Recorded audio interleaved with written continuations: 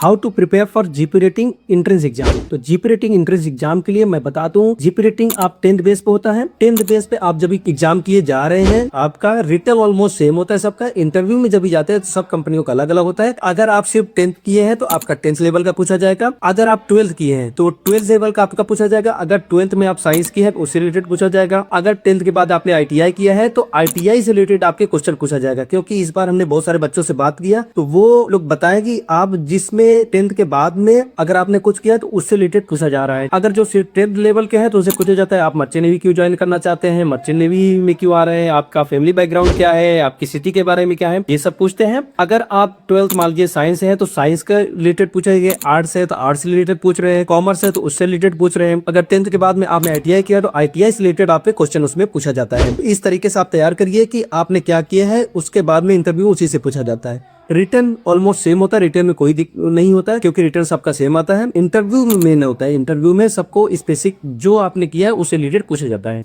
तो आपने अभी क्या किया है उस हमें कमेंट कर सकते हैं कि आप 10th पास है, 12th पास है, ITI हुआ है, आप हमें कमेंट कर सकते हैं।